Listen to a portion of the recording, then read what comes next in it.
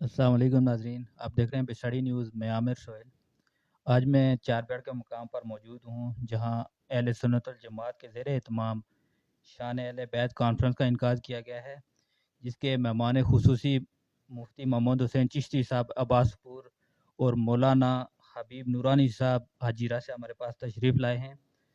تو سب سے پہلے تو میں مفتی صاحب کو خوش آمدید کہتا ہوں چار بیڑ کی دھرتی پہ، اور ان سے پوچھنا چاہتا ہوں کہ جی جو منظر اسلام غوثیہ رضویہ چار بیڑ کا آج افتتاح ہے، اس کے بارے میں آپ کیا کہنا چاہتے ہیں؟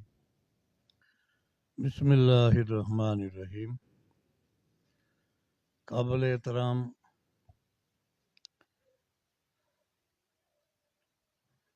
کے فضل سے اللہ کا حکم ہے، اللہ کے ساتھ سب سے زیادہ محبت ایمان والے کو ہوتی ہے۔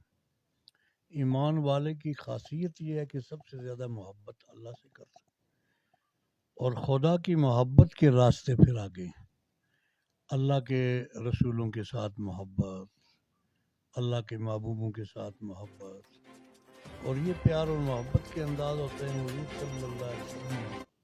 اس لیے اس پیار کو مختلف انداز سے بیان فرمایا۔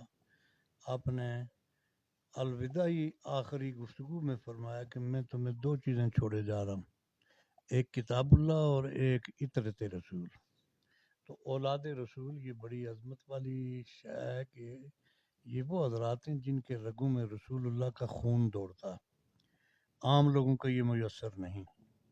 ہاں، سرکار نے اپنی آل کے ساتھ ان لوگوں کو ضرور ساتھ ملانے کی کوشش فرمائی اور وہ سمجھانے کی کوشش فرمائی، کلو تقین نقین فوال، جو میرے اچھے لوگوں کے ساتھ چلتے ہیں وہ بھی آل کے ساتھ۔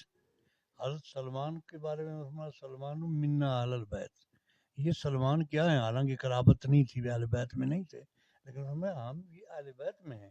تو جو لوگ اہل بیت کے ساتھ محبت کر کے اس دائرے میں شامل ہو جاتے ہیں، اللہ کے فضل و کرم سے چادر تطہیر کا سایہ ان پر بھی آ جاتا۔ تو یہ بہت بڑی اعزاز کی بات ہے کہ اہل بیت اطہار کے ساتھ، صحابہ کرام کے ساتھ محبت کو سینوں میں رکھتے ہوئے اس کی یاد میں کوئی ادارہ قائم کر لیا جائے، مسجد قائم کر لی جائے، کوئی جلسہ کر لیا جائے، جس طرح آج آپ کا ماشاءاللہ یہاں جلسہ ہے شان اہل بیت کی کانفرنس۔ تو یہ شان اہل بیت کانفرنس یہ ہر بندے کے بس